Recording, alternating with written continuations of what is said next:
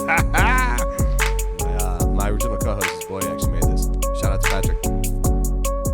Right. It's dope. All right, what's going on, beautiful people? Welcome. Mike, you want to cut the music? We were vibing. We can just keep going, Mike. It's all good. Yeah. All right, what's going on, beautiful people? We're back again today, back to back. So hopefully we keep getting them to you. Rocking the building again. Your boy Luke Jurassic hosting. We actually got two Luke crew right now. Yeah, the two Luke crew. As Luke Freeman actually created. He sent that text to me earlier that I thought was hysterical. And basically, we'll call him the SwagFather to start. A serial entrepreneur, basically. But we'll just kind of start off with. Kind of seems like, as you just referenced, the Godfather. He says like it's the business keeps getting back. I'm sure we'll get into that. But how did you start? You started in the merch biz on the side, but how did like that kind of take off? Yeah, so well, thanks for having me, brother. It's so fun to kind of start the day with being in the studio with you guys, meet new friends, and now we're gonna be with our crew tonight for BYLR. Shout out to Jesse Itzler and everything he's brought to our lives with 100%. So thank you, man. The merch biz, I kind of tell like the Godfather story like keeps pulling you back in, right? So my dad was an artist, an art teacher. He would do paintings, and I would go around where he would sell it, and just so I was always around creativity and that entrepreneurial spirit. And then one day when I was 8 years old, he brings home our Chevy Astro van filled with all this stuff. I didn't know what it was. I was a young kid. My mom starts crying. She was a stay-at-home mom, 3 boys, living outside of Chicago, and she's like, "What is this?" His name's Bob. "What is this, Bob? What is this?" And it was a bunch of T-shirt equipment. And right out of the gate, he puts an ad in the paper, $5, anything you want. We were living in a college town. What do you want on it? So right out of the gate, he sold through all that stock. And I saw right then, like, you believe in yourself, you believe in that spirit. And so at 8 years old, you saw that? Saw that, kind of just, and then from there, they were in the garage, printing T-shirts every night. Mm-hmm. And I wanted those new Jordans. And in order to get those new Jordans, I was out there printing those shirts and doing my thing. And I imagine, especially in Chicago, wanting those Jordans. That's it. Right. Yeah, man. Like those. I got mad Jordans now. I can't imagine being if I was a Chicago kid. Yeah. It was. So that was kind of the start. And then, as fate would have it, my parents sold that business when I was a senior in high school. I went to college. I was like, okay, going to college, and I meet this girl on spring break, and turned out to be the love of my life. I'm kind of a big believer in fate. Follow that. We did long distance, and in order to pay for those flights back and forth, she was a Florida girl. Right. We met in Panama City Beach and fell in love. And in order to pay for those flights back and forth, I got back in the shirt game. Started a business. I was paying my frat boys on the side to help print shirts and design shirts, sororities, fraternities, and we crushed it. And then in the full-time biz, I was a corporate guy and started having these aspirations of doing something on the side. And then I was sitting at a table at one of our biggest clients in corporate America. I was in the uniform business. And one of my clients was like, "Hey, can we get shirts, hats, and all this?" We didn't do that at the time. Put together a business model, and here we are 12 years later, and that's still slanging shirts. Still slanging shirts. All right, so for our listeners who are doing this like color by numbers, the merch business is merchandising. Yes, sir. Business. Yep. So anything from printing promotional products, T-shirts. It's a very big Me Too business, right? Everybody listening at home probably knows somebody that's selling custom shirts and giveaways and stuff. Very competitive business. Very tough to kind of lead the pack in, and that's why I'm proud. So from those humble beginnings to kind of build to what we are today, we're one of the top largest brand and merchandise agencies in the country with 5 locations. Our corporate office is in Miami, Fort Lauderdale, and shout out to That's what I'm talking about. Yeah. So basically, they're like, somebody who did this, not really did this, and I basically took the idea from my boy Mike Malaleo. Shout out Beans. When I was in college, I always, whenever I talk about like paying my way through school, I always reference bartending. But another way I did it was I would literally walk around. You heard Scott reference it in the bachelor, or not in the best man speech in my wedding. Everybody would like laugh at me, like not laugh at me, but they'd be like, "Bro, you're gonna sell fucking T-shirts," and I would go around and knock on doors. Yeah. Like I was always hustling and coming with different ideas or taking somebody else's idea and just kind of working on it. And again, different school, so I didn't feel like I took it from Mike. But I can't even imagine doing that, and then you got all the way to the point where you're partnered with professional sports leagues, right? Yeah. So okay, right. The the progression was like when we were a kid, my dad and mom were selling to like, small businesses in town in Illinois, high schools. He was a teacher.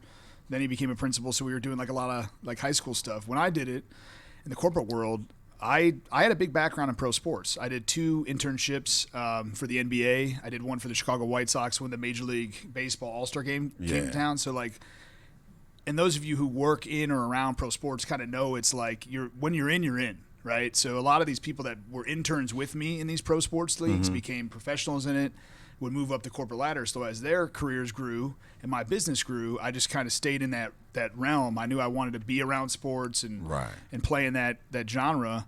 So we started getting license after license in every major pro sports league. Then we got into collegiate licensing, D1, 2, 3, everything, and so it's been a big part of our repertoire is doing branded merch giveaways for fans, athletes, their foundations, and things like that. Is there any like professional sports team things that we would know that you do? Yeah, so I mean, I guess my proudest moment truly in, from a pro sports standpoint is we've been a Super Bowl provider. So like there's over 10,000 volunteers that come into a Super Bowl host committee, and they've got to outfit these folks with uniforms, giveaways, and leading up to the Super Bowl, everybody thinks like, oh wow, the Super Bowl is, it's huge, it is, but that host city needs to do activities to kind of get the community involved and give back. So there's a lot of opportunities for signage, branding, giveaways, corporate partner gifting, suites. There's any given Super Bowl week leading up to it and the weekend of, there's hundreds of events.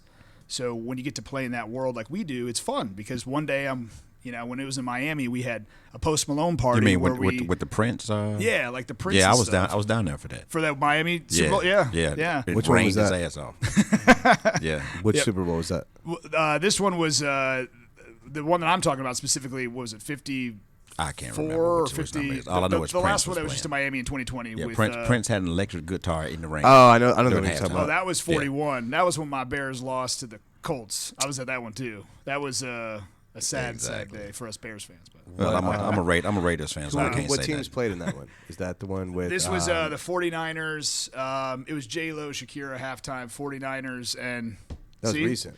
You don't remember the teams, but you remember the merch. All I remember got. is Prince. That's all I got for you. All right. I'm trying to think of which one that was. I just remember like it was a very Hispanic halftime show. Yeah, Shakira and J-Lo.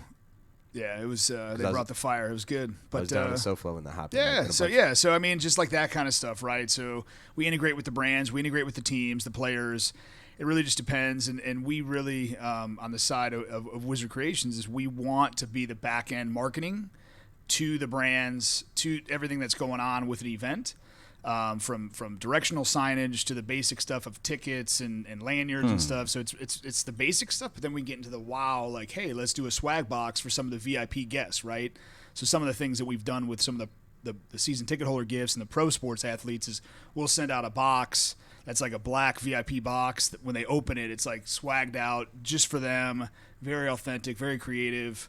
Like what would be in the box? So, like for example, and we never actually, give full disclosure on some of the different celebrities that are tied into these things, but it'll be geared directly to what they're doing. So, for example, like DJ Khaled, we put together a box when the host committee from Miami was doing it, and like it was like a whole like branded Miami Super Bowl kind of jumpsuit that he could wear and stuff like that. So it's kind of it's very tailored. Specific to the entertainer, if you will. That's cool. Yeah. So. All right. So basically, you started off just watching merchandise take off. Yeah. And then that's basically been your base business, I'm guessing. And then. Yeah. I've been in the merch game for since 06. I started on the side, so I was a corporate guy. By the age of 25, I was a VP for a major uniform company. And then in 2009, I got laid off, went full time into entrepreneurship, if you will. And since then, we've been doing merch and manufacturing. We got into sourcing our own goods.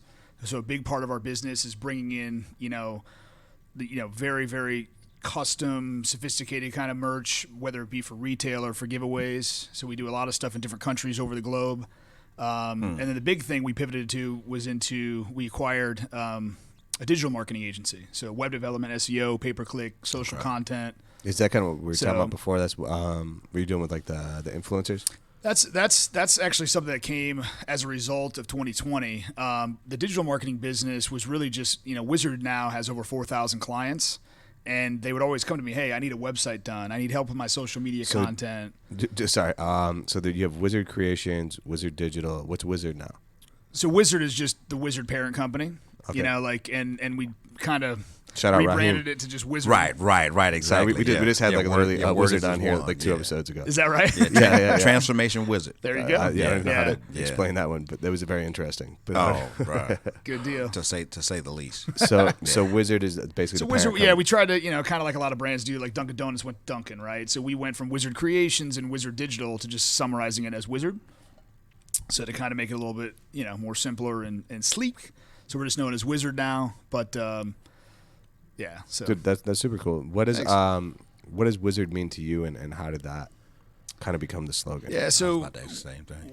Wizard is my so my dad, and I never want to like downplay my mom in this because she ran the household. She was in that garage making those shirts. They worked together as a team. So like Right. as a couple, it was very inspiring as a young entrepreneur to watch them do that. But I named the company after my dad because he was the Wizard. He had that nickname all growing up, and still to this day. He's a photographer. He's an artist. He can fix anything. Computers. The So guy. no, is it's just very kinda rare like, that an art teacher goes from art teacher to principal. As somebody Yeah. who used to be a Yeah. teacher, Right. Yeah. that's not normal. So That- that's yeah, that's that- very that- that is ambitious. That's pretty cool to 100, see. Yeah, He's 100% your right brain going him and syncing with your left brain. Yeah. Yeah. And another fun fact about my dad is to pay through college, he did magic. Badass. So So the- we have magicians at like actual like high priest of magic. We had an energy healer with a physicist explaining the magic or the science behind it. I don't know if we got into it at Jesse's house, but I'm very into energy and Totally. I don't know what I would call it, but magic basically, more or less. Yeah. Yeah. So that's kind of like that. So that wizard of like, right, with him having magic, and then he can that's his nickname. And I was like, I knew I had to pay homage to my dad and my mom and the family name. So wizard is very important to me in that it's not just like a clever, like, oh, wizard, like cool. But no, I it's didn't like- think so. Yeah. It's Right. like there's a deeper meaning behind it, definitely from a family standpoint, and so it's really neat to kind of blow that up. And when they've came into our shop and seen like they had a 4-6 head press in our garage, right? Just doing a A what manual now? screen like a press with like, where you use a squeegee. Yeah, So they had like a yeah, forehead. They yeah, spin gotcha. it and they'd pull and they'd print a shirt. Now we've got 12, 14 color presses, a half a dozen of them. We could print thousands of shirts a day and. We could do like 100 a day back in Right. the garage, right? So You'd have moved on up. moving on up Exactly. to the east side. So Wizard is basically kind of all encompassing homage to the father. Yeah, to the father and the mother. Just like Yeah. I very Midwestern values. Grew up in a small town in Central Illinois. So when we came to the big city of Miami, Fort Lauderdale, and built a business, it was cool because we live by the golden rule. We treat our clients and everybody that deals with Wizard as part of the family. Live by that Right. golden rule to treat people how you Right. want to be treated yourself, and carry that through, and it worked. And we'll live to that. It's one of the funniest things about business as I've gotten more successful, and obviously your success, and the people I meet, especially in Jesse's program and, Yeah. and all that, the ones that get to the top and maintain the top genuinely give a fuck. Yeah. Like they genuinely care and they treat other people like they want to. Like Right. it's funny because in sales that's not the way it's portrayed. Yeah. But really, in order to get there, you have to treat people like you want to. You have to sell them like you want to be sold to. Otherwise, you burn out. Yeah. Even if you get to the top, you'll Exactly. burn out and, Yeah. and you'll phase out. And I even hate like when you hear sales, so many people, especially a lot of the younger workforce coming out of college, they're like sales, oh bad, ooh bad, and it's got this bad connotation, and I'm like, I'm not a salesman. Everything in life is necessarily. sales. I'm an educator. I'm a connector. That's exactly what a sale is. A sale Yeah. is you're only articulating the education it. of what it is. Yeah. You got an assessment value to Yeah. it. Yeah. That's it. I think people begin to think of the car salesman or the 1968 pimp, on the side of the street when they think sales. Yeah. But it's almost like when you hear a cult. Like it's nothing dangerous. It's just secret. You don't know about it. Yeah. So when it comes down to sales, like we were talking about yesterday, just boil it down to the least common denominator. Totally. You have a demand that I can supply. Yeah. This is how much it costs. That's it. Yeah. I'd like that. You just made a sale. Yeah. And the other thing too, every agreement is a sale, right? Exactly. So like, Grant Cardone has one of the best books I've read called "Sell or Be Sold," and then he's talking I'd agree about on that. That book is so Right. good, right? Right. You gotta check it out. It's "Sell or Be Sold" by Grant Cardone, and in it he's talking about like the best seller you ever make is your wife, or if you're a woman, your husband, right? And the key is you never stop selling them. No. You keep providing them service. You keep. Yeah. Everything is a sale. Yeah, if you're like, imagine thinking of it not being that way. Like, oh, so you're just gonna ignore them, and they're just gonna Right. like right. that's not how that's not how life works. That's a wrap. One of my just because I just love sharing knowledge, and one of my favorite sales book, rest in peace, Chet Holmes. But Chet Holmes, The Ultimate Sales Machine. I love Grant. I love his book, but Chet Holmes, The Ultimate Sales Machine is fire too. Do you follow Jeremy Minor at all? I do not. Yo, he's badass. Is he? So I have actually, ironically, because I'm such a fucking hippie, but I have like highly competitive health insurance. I mean, this bet with like basically more or less bet. Like I was sleeping on my floor, built the office from like the bottom up, and now we're one of the fastest growing teams, like the fastest growing company in the country. And one of the keys is I make a book club. Okay. And then we do book review every Monday. Sweet. And I don't expect my guys to actually read it, although now a lot of them do. But I make them listen to the notes and we go over it. So every month we have a different book. So I'm going to look into that one because I've never heard of that one. Chet Holmes, The Ultimate Machine. But my goal is usually 40. The Ultimate Sales Machine. The Ultimate Sales Machine. My goal is usually like 48 to 60 books a year. That's incredible. Exactly. I'm not at that level, Yeah. but No, you know, me either. I'll get like a handful a year. Either way, Yeah. I think they say the way I also teach this too, and I'm like, yo, if you look at this as sports, a study shows the average American reads one book a year. Yeah. If you read, even if my guys read just one book a month, that gives them a 12 to 1 advantage on somebody. Totally. Exactly. So even if they're losing by a lot to start, over a couple of years, bro, Exactly. you're burying your competition Right. with what you're gaining. Love it. Yeah. And reading gives you hope. Reading gives you hope. I have 3, maybe 4 life hacks I give to everybody all the time. Number 1 is read. Number 2 is exercise. And number 3 is wake up early. And then if you haven't, number 4 is move out of your hometown for at least a period of time. Exactly. You got to get out of your zip code. Yeah. In the words of my great grandfather, if you only listen to yourself, you never learn nothing new. Where are you from, Rock? Birmingham. Okay. Yeah, Rock's got the southern background. Yeah. Love it. Yeah, we got such a funny like yeah. like mix, right? Like like we got the big black biker. I'm some kind of hippie business dude, and then we just get people I find interesting on the show. We've had. Yeah, I'm morphing into the hippiness. Yeah, you are, bro. Like now he starts Yeah. talking like chakras and shit. It's just funny. It cracks me up. Like I feel like your background is obviously very material. With the name Yes, Wizard, true. I presume spirituality at least plays a background role in. Not so much with the company, but with me personally. Like I Well, that is a company. flow. You are the company. Yeah. Yeah. Yeah, I'm the founder of the company, but the company now has a heart, and it doesn't need me, which is the blessing. I think what every entrepreneur should strive for is to work on the business, not in it, and should Right. really live kind of by that Steve Jobs quote of, hire people that are smarter than you and get out of their way. Right. And Yeah. it's tough, right? You rose the child, right. The number one thing I did to scale these companies to run without me was get efficient number 2s, number 3s, mid management, and trust. That trust. word is so valuable. But you know what? You got to trust yourself first. Exactly. Yeah, so That's you can right. trust your decisions.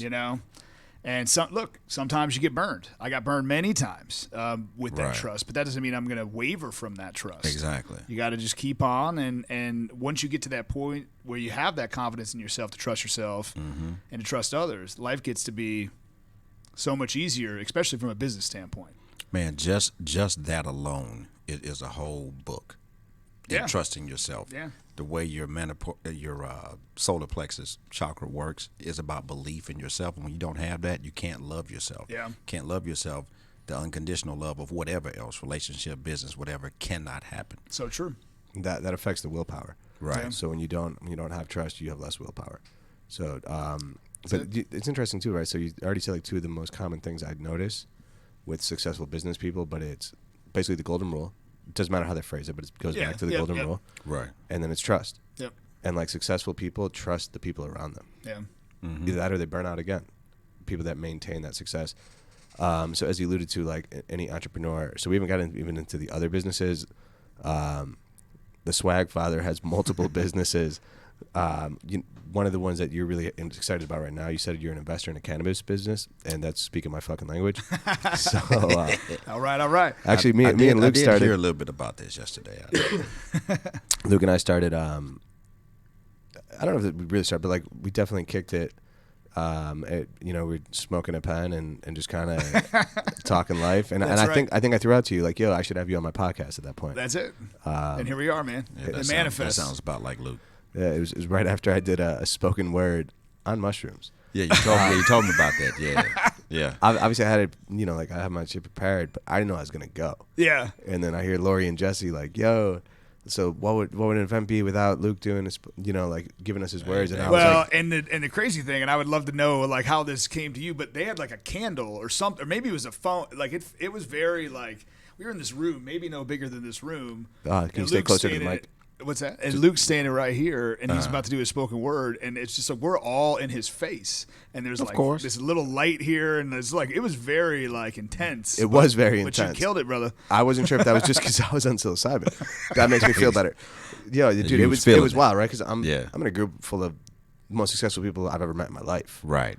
Like, and there's a lot of them, and we've been hitting the Patron.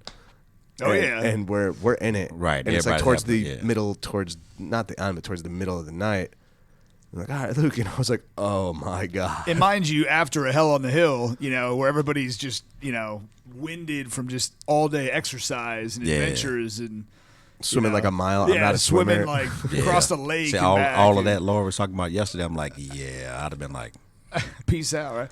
No, but it was great. Yeah. No, I'm super passionate about the cannabis business and the future of cannabis, really.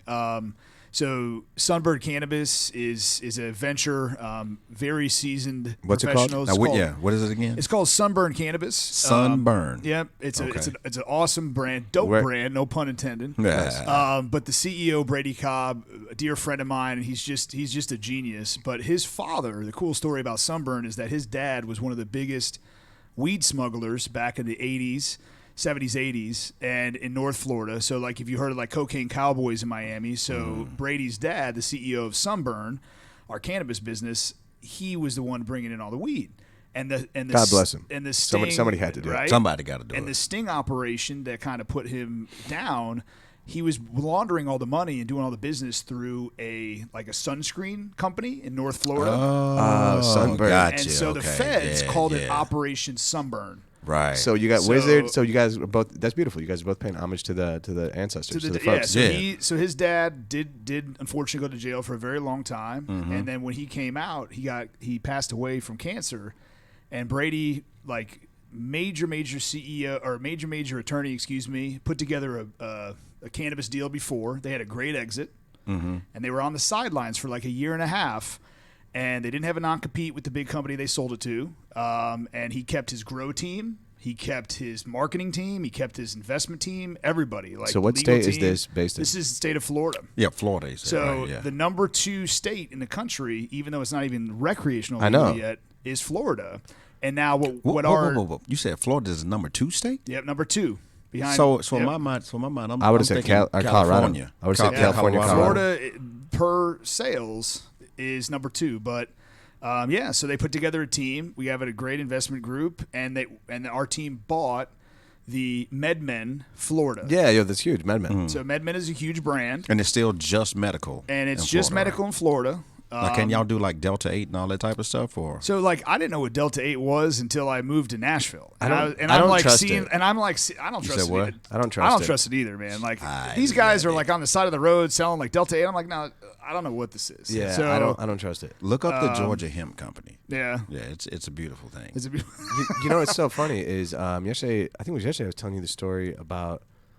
I don't want to say the name because we never ended up selling it, but I was telling you about we almost made that cannabis. So I almost left what I'm doing now. Oh, yeah. I met this dude, and he wanted me to be the head of the sales, and we were going to be – I'm going to talk to you about this off the air. Cool. And I think this is an incredible business idea. I think this dude just fucked it up. And I think we had an offer for like over $1 million.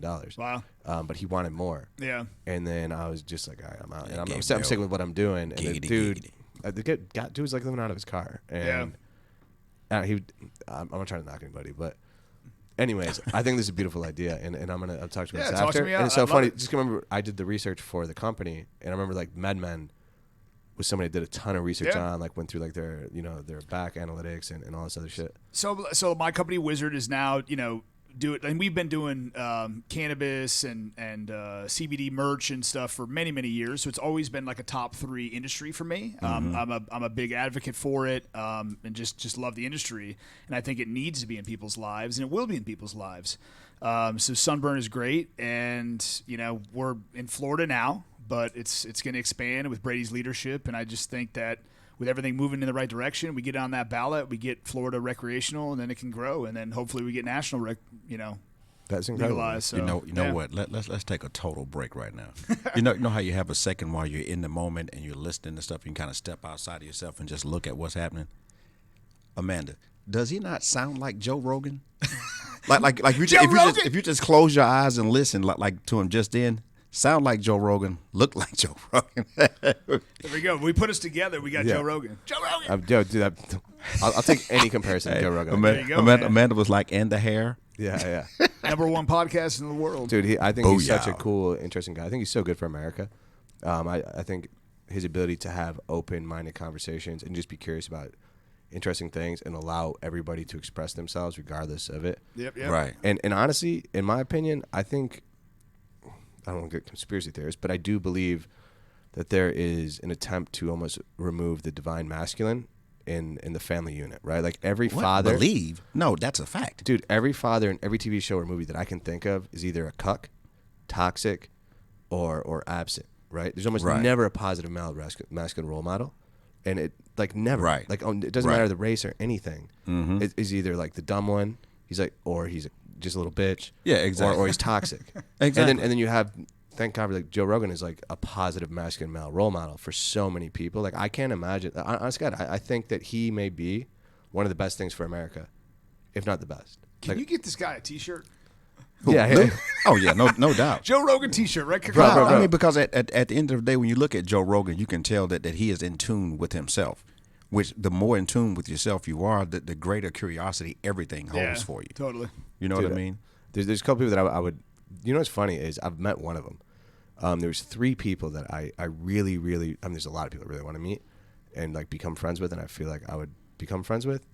It was Joe Rogan, Jay-Z, and Jesse Itzler. And now, like, I want to say that I'm friends with Jesse. 2 out of 3. But we're cool, right? Like, we're definitely cool to a point. You know what? Let's go into the casino after this, dog. Yeah. You know that the cool thing fun fact about the 2 of the 3 you named, Jesse's in a fantasy football league with Jay-Z. I know. And those 2 are boys. Really? Yeah. Oh yeah, you did tell me they were boys. Yeah. But that fantasy football, like when every year he'll post that picture of like him and his Dude, fantasy it's the football craziest group it's of like, people. I don't remember exactly everybody. I just remember Hova's in there and Jesse. But then there was like I want to say like enough. Spike Lee. I don't know. It was like a whole roster. It's a very interesting. And then it's like Matthew of, Berry. like, sports and it's like cool. the top like fantasy football guy on ESPN is like in it. Like Really? Yeah, like it don't seem like he can play. I'm like, nah, dog, you can't play. No, fantasy football, not real. Yeah. No, but I'm just saying though. I'm like, hold up, bro, this is what you do for a living. Like, nah, you can't play. Dude, I don't like to lose that pinochle. None. Yo, That's fantasy football. Yeah. You know, like Jesse said Jay-Z won this year. I think Jesse came. right? I think Jesse came in like 2nd or 3rd. That's cool. But he said Jay-Z won. I mean, yo, you want to talk about like inside intel? Yeah. These I bet you these dudes know where they were the night before the game. Yeah. Like, right. Like, Exactly. anybody like has that's got to be such a fun competitive league though. Yeah. Totally. Yeah, dude. I don't know if you ever watched Jay-Z interviews. I have. Yeah. He's so intelligent. Do you know the only Jay-Z interview I've ever sat there and watched from beginning to end on Letterman? Which one? The He's one done a few. talking about back on stage where Letterman's just sitting out there on stage. Oh, and he's got the beard. Yeah, that one's good. Hey, that was a good interview, bro. That's what I'm saying. You don't know how he's very circumspect. He's very thoughtful and and he never lies, but he always finds a creative way to tell the truth where he doesn't exactly say things he shouldn't say. And I love that. Like I love watching him. There was this show called Game Changers on Bloomberg back when I lived in New York, and his and Mark Zuckerberg's were super interesting. But yeah, it's hard to kind of like go super off topic. That's all good. But I guess there is no topic here. One of my top, like, music is a very big part of my life and how I kind of get pumped up and in the mood right. for everything about life. All right. Just Bring it. But in business, like I remember you rapping at Hova, and Hova, like his song "You Don't Know," is probably one of my favorite entrepreneurial songs. Like, you don't know. What? All right, so Sure I let's do. go. So I'm assuming you were born in the 80s at some point? 81. 81. Yeah. All right, there we go. All right, so give me your favorite. Let's go metal band. No, let's go hair band. Like, I don't know anything about that. Oh, No, I grew up like even at that day, like Run DMC was one of my first like hip hop acts. You were born in and then- '81. Run yeah. DMC was your people? Yeah, like very early. I got Okay. exposed to hip hop very early, and then really moved into West Coast rap and Snoop and Dre. Now what? Now were you ever with Eric B and Rakim? Was that? Yeah, no, I definitely Okay. definitely love that. We was about to have a problem. Yeah, but never metal though. I never got into Grateful Dead. I'm, There you I'm go. mad There back you there go, said man. the Grateful Dead. Yeah. just That's awesome. And then I remember you were rapping at I think you were rapping like every word Oh, to with like Pre. Eminem or Pre. Yeah. Oh yeah. What were you rapping? What were we doing? Probably Juicy. I think Yeah. I get hyped up on Juicy. I'm actually yeah. It might have been Juicy. It was all a dream. I used to read Word Up magazine. There you go. Okay. Okay. I remember. I'm actually supposed to go to a retreat with Pre. Like it's called Health Hop Retreat. Okay. So his boy Health Hop. Yeah, I forget Retreat. the name. The main rapper from Dead Prez. It's like his boy, and they're like very like health conscious. cool. And after I did the spoken word at the, he like came up to me and was like, "Bro, you got it. I gotta bring you to this." The thing." Health Hop. Yeah, That's yeah. cool. The Health Hop. Yeah, like it. that's Yeah, what you he gonna have called to it. tell me about that. I mean, we haven't done it yet, so who knows? But Yeah, no. Once you get through. yeah. So, but that'll definitely be pretty cool. Nice. So obviously you got like a wide range of things, the cannabis, and that you said that I think off the air you said that might be your favorite project right now. My favorite project really is it's called Equity Creator. So in 2020, when the world stopped, think about it. My core contracts and merch were pro sports, college sports, and they stopped cruise playing. lines, based out of Miami. Like everything stopped, and we had to pivot. And we pivoted in a very big way, and I got into the manufacturing of disinfectants, sanitizers, sprays, things like that. So I learned very much kind of on the ground of how to do FDA and CDC compliance and all this stuff. And through that, learned a lot about making consumer products. And moving to Nashville, my connectivity has been through not so much like B2B like it was in Miami with businesses, but I was meeting a lot of influencers. And a lot of these influencers... A lot of influencers live in Nashville? A lot of them do, man. Really? And mainly a lot of Country? very, very talented female entrepreneur influencers that have come from LA, New York, and they've planted their roots in Nashville to raise their kids, raise their families. So a new business that I'm really passionate about is called Equity Creator, and I'm helping work with extraordinary women to build their own equity in their own brands by building their own companies. So the first deal that I've done is with an incredible woman named Allie Mano, and Allie was a bachelorette on ABC. She was a TV host, and now she's a wonderful mother, wonderful entrepreneur, and she's just a great educator to her following of women all over the world. Okay. And we partnered together to bring a cleaner hydration supplement mix to the market to compete with Liquid IVs. Liquid IV is like the 800-pound gorilla, if you will, in our hydration supplement space. And our business is called 123. So it's like a play on words, like hydration is easy as 1, 2, 3, but it's spelled the number 1, T-O, the number 3. So 1, 2, 3. Right. And it's one stick pack. You put it in a bottle of water. You got 3 times the hydration. And they can go to 123life.com. That's it. And it's number 1 TO3 Life.com. Yep. And so Allie and I have built that business together. We've got 3 amazing flavors. We've got a new pack coming out with strawberry lemonade, watermelon, and grape. What's the cost for a consumer? So the cost is at or below what Liquid IV's at. So we're at $24.47 online, and we always have discount codes and stuff. I think I don't know what Liquid IV is. So 'cause it's I thought that was the shit with the $24 stick and needle in for it. what? Oh, I'm sorry. Yeah, you probably. So it's 15 servings. All right. So 15 sticks. So Right. figure 15 days. But you've got over a full day of vitamin C in it. You've got vitamin B. You've got zinc. You've got major electrolytes. And compared to like the leading brand, we've got 2/3 less sugar. So the leading brand is about 50. We're at 15. we've only got 4 grams of sugar. They've got 12. Right, Okay, so there's some got health you. benefits of not having so much sugar. Sugar's terrible for you. Do y'all market like decreasing inflammation due to hydration and things of the sort, or? That's Rock's background. Oh yeah.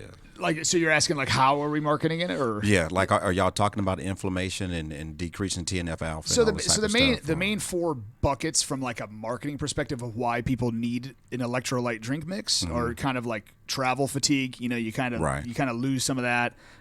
You know, just daily routine, right? People don't drink enough water. no doubt. So Yeah. it's really just like when you're not drinking enough water, this is giving you 3 times the amount of hydration in your life. Hangovers, you know, Right. so like a big, yeah. There you you go. know, we're Sign me in up, we're in the new Facts. roaring 20s, right? So people are Yeah. going out, they're drinking, they're partying, and you got to have hangover relief. So those are some of the core kind of like, Okay. if you will, from a marketing standpoint. We don't really get into like the clinical things. It's more of Okay. just like, what does the Got you. consumer need it for? Yeah, And the average person. Yeah, So so- where can you find it? so right now it's online. We're direct to consumer only. It's 1to3life.com. And we're about to launch on Amazon actually next week. We're all Okay. loaded up in Amazon. Okay. And then the third head of the monster will be retail. So we I was wanted just to, about to ask you that. Do you have salespeople? Do you have a sales Yeah, team? so- What if we have so- people that are watching that like, you know what, I want to sell that we product. have right on our website we have a wholesale program, and Okay. that's actually a really good channel for us because we've got yoga studios, fitness studios, Right, we've right. got retail stores that have signed up to be a wholesaler for us at 1to3life. What and if you can do that? somebody's running like a marathon or something like that? Yeah, it's so there's different. Look, there's going to be a million different opinions, and you rock with your Right, background on right. electrolytes and things like that. This is not designed for like massive endurance Okay. athletic Yeah, stuff. yeah, like like there's somebody, yeah. other. We are going to do a formula for that. Because I was gonna say it would be cool if you gave like a bunch of like the product to like Karan and Ben. Yeah, no, totally. When they do Yeah, that, no, totally. the 7 marathons and 7 days and 7 continents. So and I'm not going to shout out my competitor, but like there was a gift in our bags at the last retreat, right? And that one's geared towards elite athletes. We started with, you got to remember, like our audience right now for this product is Yeah, the the average build-up. consumer, every Yeah, day-to-day yeah. life, That's the lane, moms, yeah. dads, everybody but that elite athlete or somebody that's doing a fast, there is a product that we're in development on right now that's going to be like all salt based. That's really going to be for those elite athletes. So we're going to get into that game too. I love it though, and it came from in adversities. So one of the things I say all the time is every adversity has. And it's not my quote; it's from Think and Grow Rich. But every adversity has an equal and opposite opportunity. Yeah, and that's when, it. And when you Yeah. look for the solution or what the opportunity is, you always find something amazing. I actually was writing today, and I used it in a line. It was like, "What the fuck they're gonna do to me? Don't they know I turn every adversity into an opportunity?" Ew. Like, I'm gonna stop, but I got a bunch of lines like following it. I love it. Yeah. So I love writing. I know you like writing too. Yeah. Facts. Yeah. So Yeah. But that just kind of made me think of it. But every time I hear somebody, and it's such a telling thing of character, right? And if you're listening and you haven't done it yet, the best time to plant a bamboo tree is now, right? The second Right, exactly. best time was 20 years ago. Second best time is now. But anytime something happens that derails you, if you look for the new tracks, you can find something. There's always Exactly. there's always a solution. Yeah. And sometimes So sometimes it's a new door, but Yeah. sometimes it's Right. the same thing. It's just a Right. new way of doing it. Yep. So yours ended up being a new door. Yep. So now we've touched on like 2 or 3 of your businesses. What are we at now? Yeah. So at the end of the day, like I have a passion for helping others achieve their dreams. I'm living a life by design. My corporate office is in Florida. I'm living in Nashville now. I kind of am, and I've always dreamed of being in 2 different cities. I still have my roots in Chicago, where I'm from. So Yeah. I know how to help guide people down that path, depending on what their life by design is, right?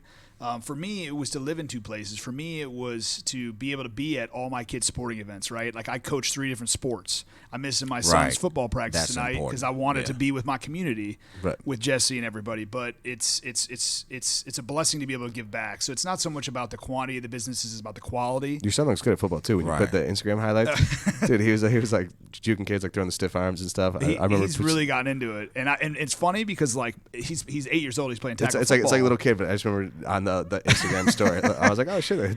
And my wife and I went back and forth, about concussions and about Right, right. just about football. But I am so glad we put him in an organized tackle football. It's given him grit. It's given him just – he already had a competitive edge to him, but, like, it's really given him more confidence. He's like, oh, I can tackle that kid. Exactly. And he's going up kids bigger than him, and, you know, I'm a short, small stature guy, but it doesn't matter. He just goes right at him, and I love it. So I'm so thankful I played football.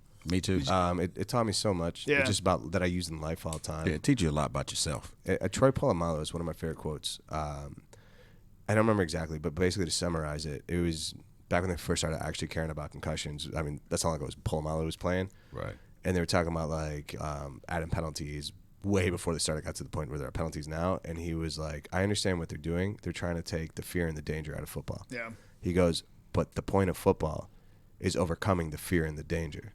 And he goes, that's the beauty of this. That's why not everybody plays. Yeah. Right. We're going to make it so everybody plays, and we're going to lose what football is. Yeah. Exactly. And I just remember being like, I get what they're doing, and it sucks. What Yeah. happens to these people. Right. And I never got to that level, right? So maybe I'd be thinking differently if I did. Yeah. You're a college running No. back. Yeah. Yeah, he played running back with Brett is it? Favre. You know do you know what the ideology of football is? The what? The ideology of football. So what got football I started? don't know what even that word means. Well, what got football started, right? That they were afraid. Oh, that's how you pronounce that word? Yeah, exactly. E-T-Y-L-O. There you go. I know exactly what They you're talking about. they were afraid that there was going to be another civil war, so they had to have something to keep the kids that wasn't old enough to go to the army at that time war ready. That's why you have a kickoff that looks like Braveheart. Yeah. The two sides running together. You got a field general, and then you got people flying their flags like they're from Europe or wherever else.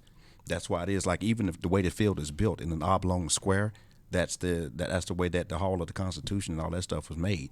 The way it comes, That's yeah, cool. exactly. You know exactly what I'm talking about. Bro, that's wild. Yeah, that's where all of that comes from. So at the end of the day, when you're playing football, usually a big part of it, like me, like I'm like y'all, I'm right around 5'9" or whatever else, so I'm supposed to be one of the littlest guys on the field. Yeah. But the thing about me back then was I didn't care about me. Yeah. My whole goal was jacking you up. Yeah. Right. I was a hitter. Nowadays I care about me. So that's not gonna work for me. Yeah, Now. totally. Which is back to Yeah. that belief. I think love for I think for yourself. me, not being, I never played football other than in the backyard or whatever, and went to some camps here and there, but I never played. But what I've seen is the team effect of football. It's like you need your position. You're a cornerback, you're a defensive end, whatever your position is, you learn it. And if you screw up, and if you're not paying affects attention, you affect everybody else. And like Everybody. that right there is where I was like, I'm like, wow. But that's Like, what you do, Luke. Yeah, and that's Just in listening to you right now. You play your and position. these kids that are coming up and playing that sport, I'm sad for kids who don't have that experience to learn that. I mean, you learn teamwork in a lot of other sports, but Right. just my first season of like being around it, I had so much more respect for the game, for the coaches, at all levels of Oh coaching man! football. Shout out It's to like, Little League coaches. My Totally. brother is a Little League coach. I do not have the patience to do it at all. Bro, you ever see like the thing on like the Miami like Pop Warner football with like Uncle Luke does it? Oh yeah, for sure. Yeah. It's Or like crazy. Snoop. Yeah, nah. It's crazy. Yeah, like Snoop's those got his parents are team and- wild. yeah. I played not the level, not Rock definitely played at a higher level than I did, but I was pretty decent and I played. And when I finished playing, my high school coach brought me on to be a defense coordinator, like linebacker coach, and they also gave me head coach at JV. And I was at this inner city school in like the worst school in New York City, like, and I'm coaching, and I don't know if I ever told you the story, but so I'm coaching, and the kids all wanted to play basketball, not football at my school. So what I used to do, I was like 26 at the time, and I was a baller. So I would challenge the kids, like 17, 18, whatever, and I would be like, yo, you think you're tough? I'll bet you if I beat you in basketball, you play football. And I got like the whole basketball team playing football. I didn't lose. Because it was like big brother strength. Like, some of these kids are like dunking it. Like, it was just big brother strength, right? Yeah, right. So I get this kid, little Josh Holmes, if you're listening, this is still like one of the funniest things I can think of. So I get this kid, really good kid, but he had like a hot temper. But he's like a really nice kid. And his mom, we used to call her Mrs. Josh, like wear the Rastafarian hat, would always jump the fence and come on the field like, yo, Miss Josh, you can't be over here. Like, you got to get back on the other side. So we're playing this undefeated team. And he jukes this kid, and it's probably like a 30-yard run, gets to the sideline, and just cleared, like literally tossed in the air by his face mask. And he gets up and starts screaming at the ref, gets a personal foul penalty, right? Of course. So I call a timeout. And I run on the field, and I literally pick him up by the face mask, and I'm yelling at him. And I kind of like toss him. And I'm like, oh, shit. And I didn't call timeout yet, so I called timeout. And then I brought one of my buddies in. Now, mind you, the school I'm at, let's say, is, to be conservative, we'll say 85% black. Okay? And you're being conservative. Yeah, it might be more. Gotcha. So okay. like, yeah. So, excuse me. So, my buddy Hammond, if you're listening, I'll never forget this for the rest of my life. So, like, I wave him over, and he's not white. So he say he's not white. So he comes over, and he's like, Albanian. Yeah. No. He's mixed. Yeah. So he comes over, and I'm like, Coach, I'm not gonna be on CNN. I don't want to turn around. And I turn, and he's like, I don't know. He's like, but like the crowd is silent, and we're at home. And I turn around, and the crowd erupts. It was like, teach him some discipline, Gerasi. Like, way to get him. And I was just like, if that was a different school, man. Like, that could have went left quick. Yeah, dude. Yeah. I just think like football, again, it encourages discipline. It encourages, in 2 degrees, probably not healthy, but it encourages overcoming pain. Yeah. It encourages, I mean, my neck's still tweaked, right? So, like, and there's definitely things to it that aren't great, but I'm so happy I played. Yeah, everything has its yin and its yang, but I am glad I played. Like I'd never take it back. Yeah. Like never ever. Yo, tell him that story you said about Brett Favre. You don't, not all of them, but the one about the running play with Brett Favre. So his freshman year, Brett Favre was a senior. Yeah, my freshman year, I come in, man. It's supposed to be a pass play. I come in, call the play, and they just kind of smile at me with that little, nah, dog. Huh. You finna hang off to this left side on this sweep, and you better get it. Okay. I go hauling ass, 15, 20-yard play, get up, excited. Yeah! Look up, hey, shout out to Coach Curly Hartman. He left and went to go to LSU after my first year. Curly's like this. I come jogging over, and he got this distinct voice because he's a boxer too, you know. Yeah. Like, son, did you call the fucking play that I tell you to call? And I'm 17, I'm like, I can't tell on them. I got to go back to the dorm. He was like, I wouldn't tell either. Go sit your ass down. Great. Yeah. Nice. He was saying Brett Favre got him into like crawfish and all this other stuff. Exactly. So yeah. like real I would have never ate that. But again, you 17 years old in a dorm full of grown men. It's like you got 2 choices. Yeah. I'm like, I probably can take you, but not the other 3. So let me go ahead and try this out. And see what happens. And before we go into some of the other stuff going on with Brett Favre and the community stuff, so you love to give back to the communities. 100%. Why don't you kind of pivot on some of your favorite things that you do with that? Yeah, always been always giving back to kids, cancer, and pets. Nice. That's been my main focus, and we've got 2 rescue dogs. Always had rescue dogs. Just love it, and really just finding a place to give back in all the cities that we do business in is just a blessing, and just So do you have so you're in Miami? Because I really want my team. My team used to be very active in the communities. Yeah. And I used to do a bunch of stuff with like disadvantaged youth because of my teaching background.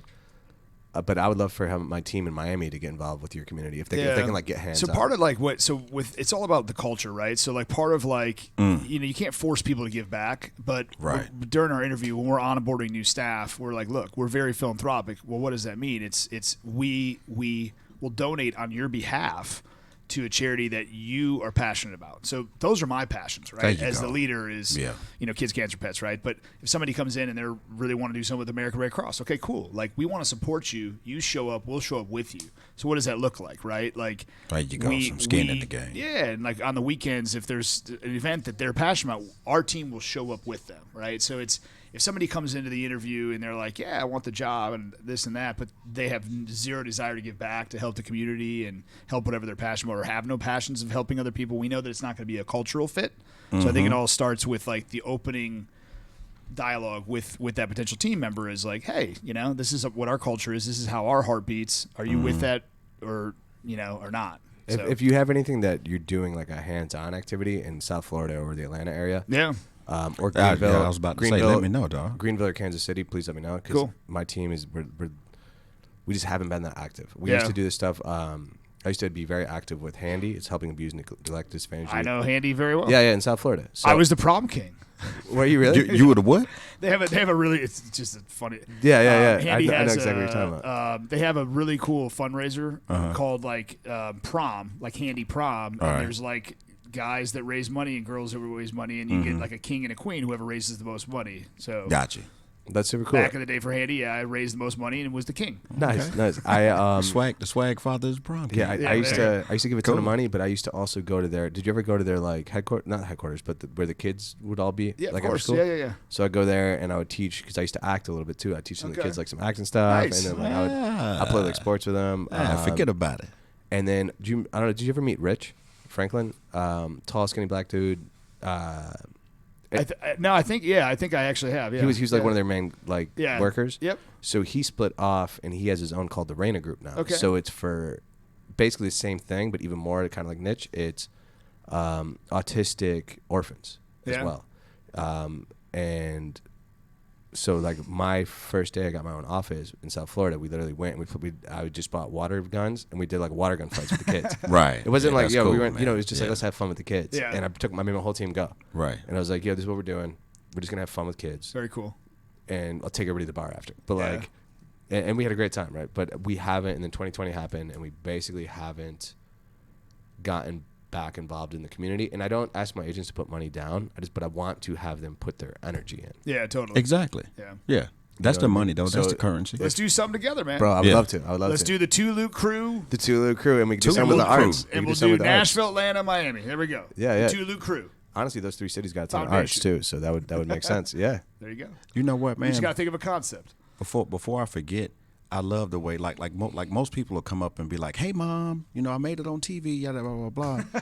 But you were like, "I'm not going to forget my mom." Yeah. In what happened, so the importance of that mom dad unit shows up, and then not even 60 seconds later, you're talking about when you met your lady. Yeah.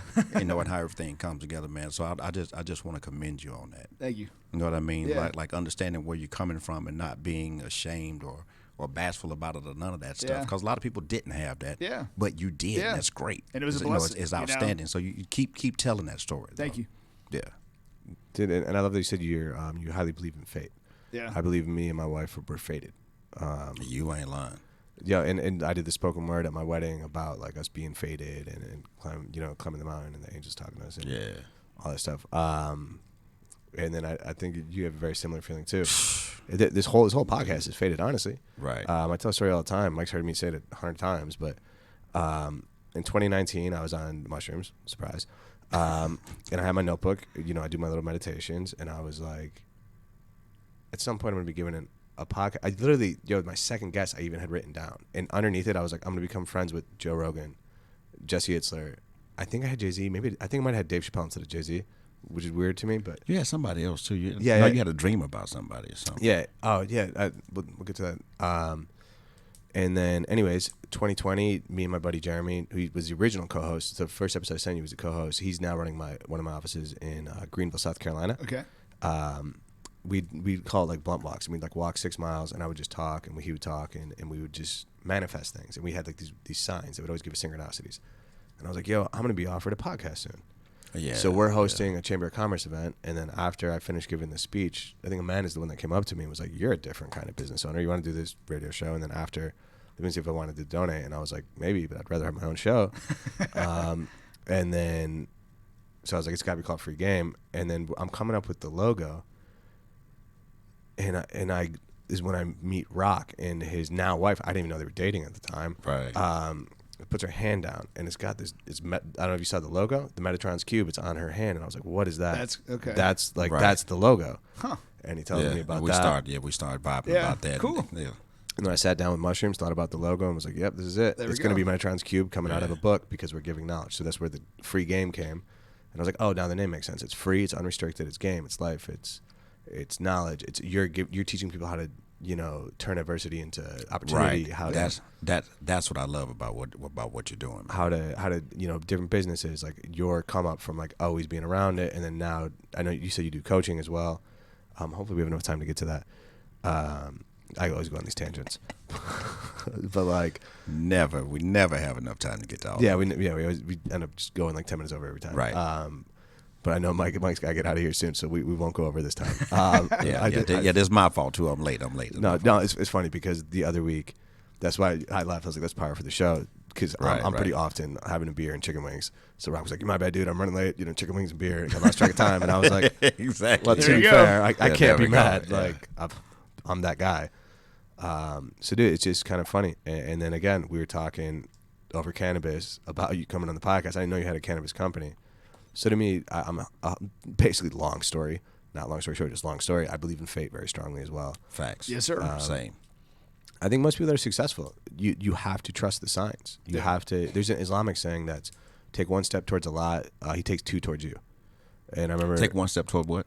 Take one step towards Allah, and he takes two towards you. Got you. Yeah. But that's an Islamic saying. And I think the word miracle comes from an ancient Hebrew word for reading of the signs, signs of victory or omens.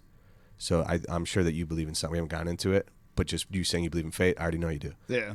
Like signs and certain things are destined. And, Right. And you just have to have the Well, faith. the craziest thing about the signs and the fate in the universe and stuff was one of my dear friends turned me on to astrology. And I'm like, and you call yourself like a hippie and all this stuff. Like, Right. This is a family. Got 4 kids. They moved next door. We became like basically family. And Have you ever heard the saying, millionaires don't believe in astrology, but billionaires do? I haven't heard that, but I mean, I feel it. So That she makes was sense. like, she's like telling me about it, and I go to get my reading. And those of you who don't know how an astrology reading's done, you basically give them is date of birth, time, city. And so I go there, and the astrologist is holding a piece of paper with like circles. Oh, bro, the birth Right. charts are crazy. Yeah, she did your whole chart. And she was kind of like shaking before I met her. She's like, I'm December 28th. I was born Really? at 10:20 p.m. Capricorn, and she's like, I'm the astrologist. She's like, I've never met anybody that has your time, this and that, and this and that, and I went through a lot of shit. We didn't get to go through all that, but just some major ups and downs, major losses in my life. People stealing money from me, people doing this.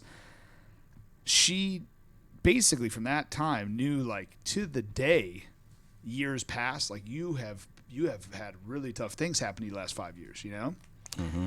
And she says to me, she goes, but you're about to rock it, She's like, you're about to rock it, Luke. And and COVID hits, right? So this first meeting with astrologers was in 2019. She goes, on this date in 2020. They give you like the month. It's just my first reading with the astrologist was in 2019. And she goes, you're in a tough thing, and there's going to be another tough thing in your future. It's not like she's like a psychic or anything. It's just like, this is the stars, this is the universe, this is what's going on. Right. And she gave me a date in 2020, which was in April 2020. And remember what happened, right? Beginning of March, COVID, shutdowns, everything. I make this pivot in my business. I take our life savings. I invest to get into this new business. My wife's like, you're crazy. What are you doing? You're gonna fail us. That date that she gave us was the first $1 million check for that business. Bro, Really? That date. I have such a similar April astrology what? story. You remember the date? April what? Wait, say it again now. April what? April what day? April 26th.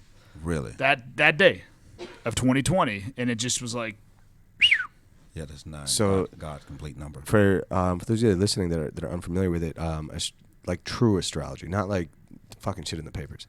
It's wildly accurate, but it's not this is what you have to do. It's more like somebody giving you advice on how to plant crops. And it's Yeah. like the best time for you to start a business is Right. this time frame. And if you think about it, so in the Bible, the wise men were those that could read the stars. Exactly. And they talk about it all the time, and we've taken that stuff out in our modern society. Mm-hmm. But like, why wouldn't we be aligned with the stars? We're made of them, right? Like, Correct.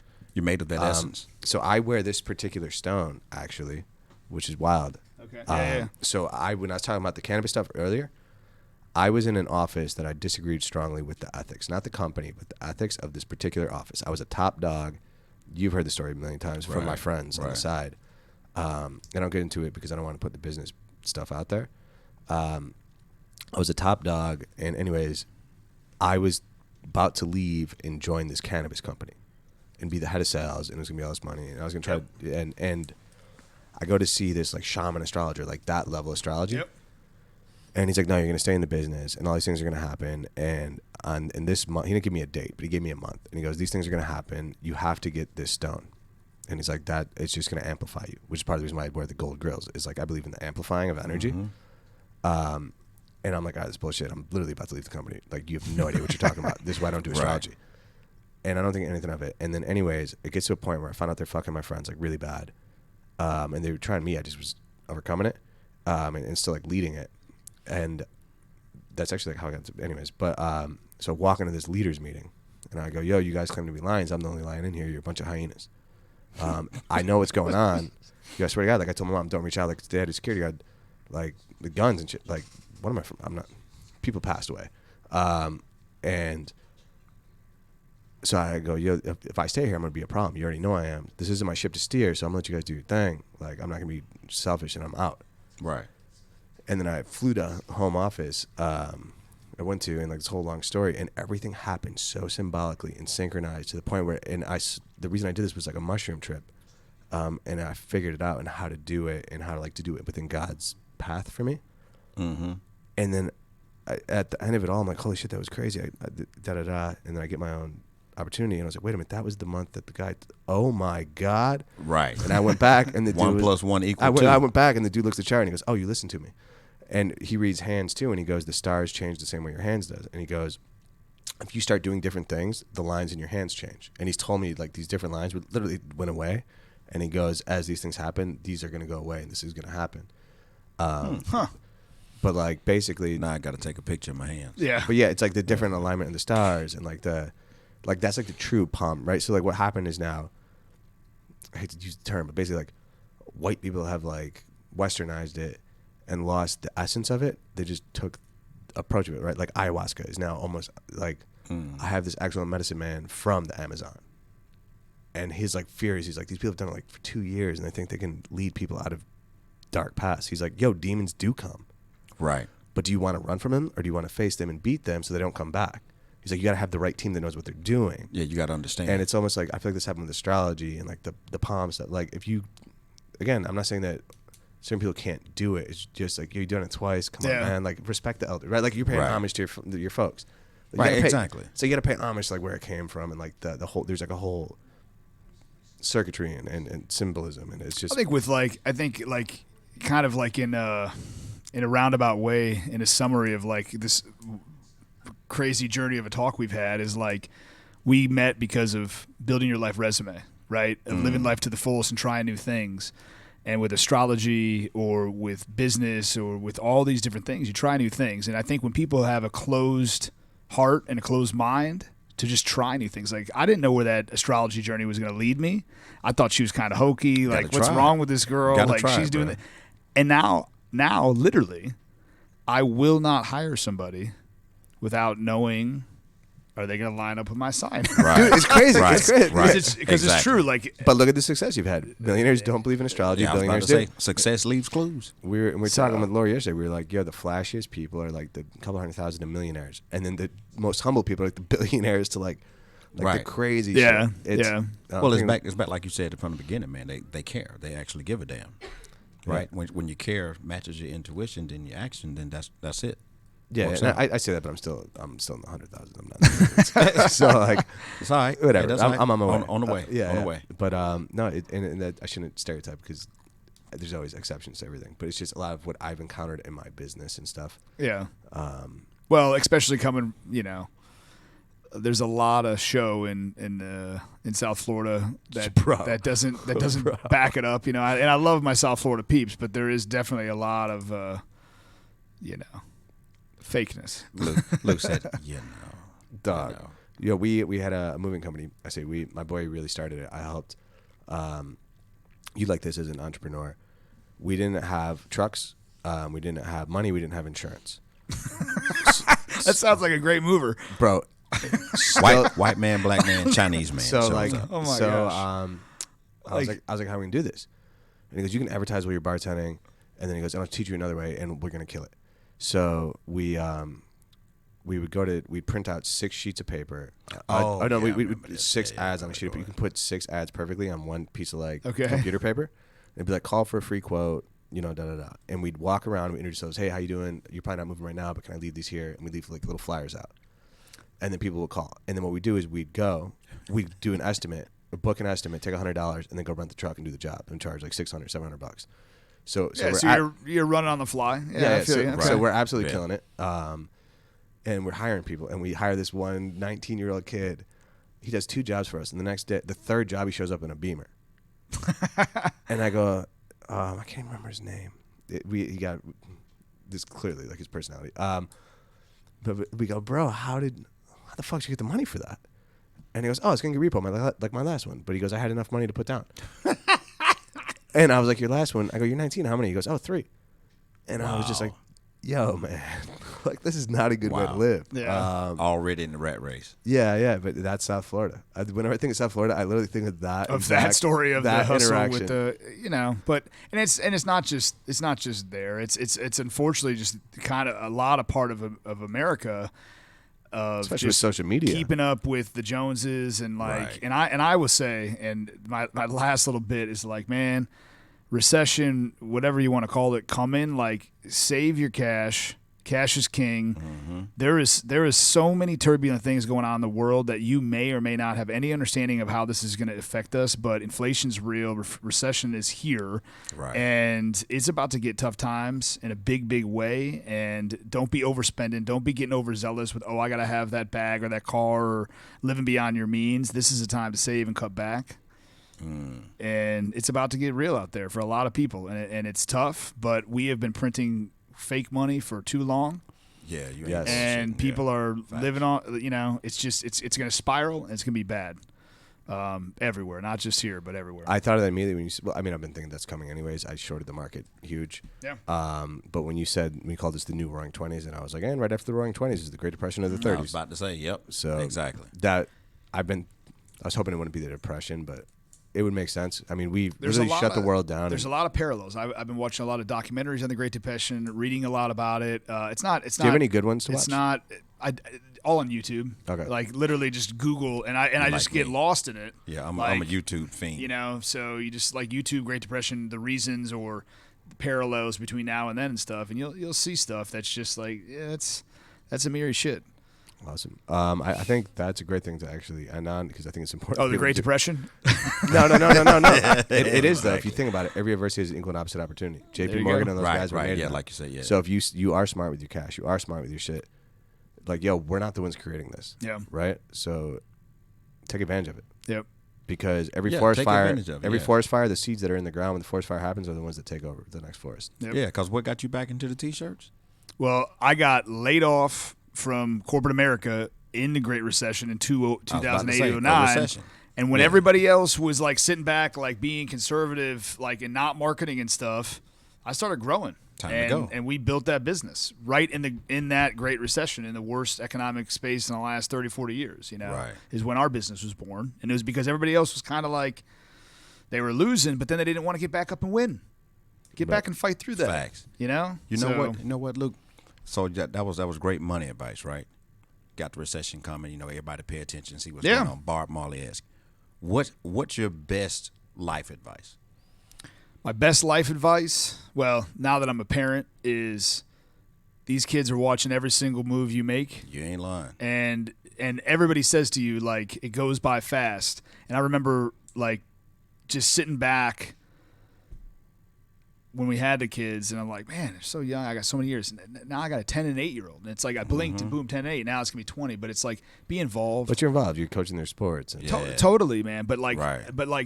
do not like take this for granted. You've got these kids, for a very short amount of time to be involved in their life, and then that's it. And then they're Right. off on their own. So like for me, it's all about family first. It's all about the kids and making memories with them. Right. That's just like from a life standpoint, and then like from a business standpoint, is there's 3 things that matter, and it's like to succeeding in business. Number 1 is confidence. You've got to believe in yourself. You've got to trust in yourself, and you've got to have that confidence to show through. And there's a lot of tricks. There's a lot of life hacks to build your confidence if you don't got it. Right. But you have to actually Okay. do shit to build it. Correct. You have to follow through with your words. So number 1 is confidence. Number 2 is economics. I am not an accountant. I am not a CFP. But guess what?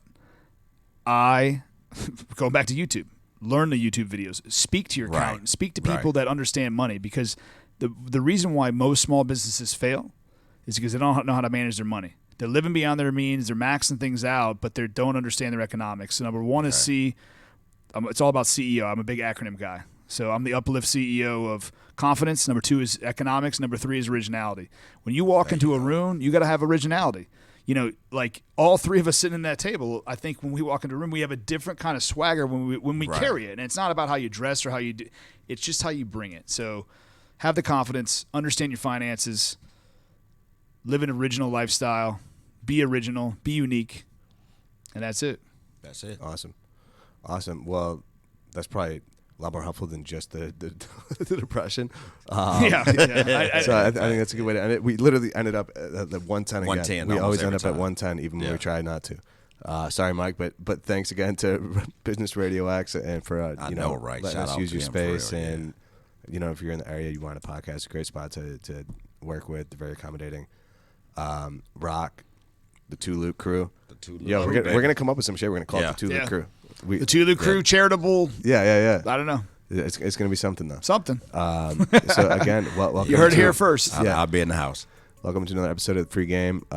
Again, free, unrestricted, original, game, life, advice. Love it, man. Oh yeah. Shout out to Jesse Itzler for putting us together, Yes, man. shout out to Jesse. It's Yeah, one more Jesse- time. Jesse's I the can't man. shout him I out gotta enough. meet Bro, this he's the dude. fucking man. Yeah, He's I hard gotta to meet meet, him. but he's the man. He's cool as shit. Good. Glad you made it. Peace, bro. love, positivity. Thanks for having me, guys. All right.